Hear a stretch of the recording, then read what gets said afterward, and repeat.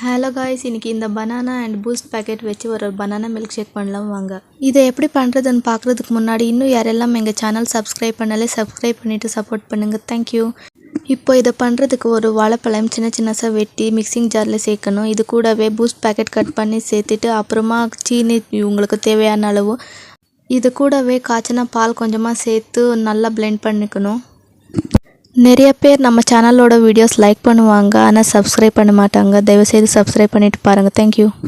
இப்போது அந்த பிளெண்ட் பண்ணியிருக்கிற மிக்சர் எல்லாத்தையுமே கிளாஸ்க்கு ட்ரான்ஸ்ஃபர் பண்ணிடலாம். இப்போ ஃபைனல் டச்சாக ட்ரை ஃப்ரூட்ஸ் கட் பண்ணி அது மேலே சேர்த்துட்டு சர்வ் பண்ணலாம். பார்க்குறதுக்கும் ரொம்ப அழகாக இருக்கும். அப்புறமா டேஸ்ட் சொல்லவே முடியாது. நிஜமாகவே யாராவது ரிலேட்டிவ்ஸ் வீட்டுக்கு வந்தால் ஒரு 10 நிமிஷம்குள்ளே ரெடி பண்ணி கொடுக்கலாம். அந்த மாதிரியான ரெசிபி இது. ட்ரை பண்ணி பாருங்களேன் ஒரு வாட்டி வீட்டில். இந்த வீடியோ பார்த்ததுக்கு நன்றி. தேங்க்யூ.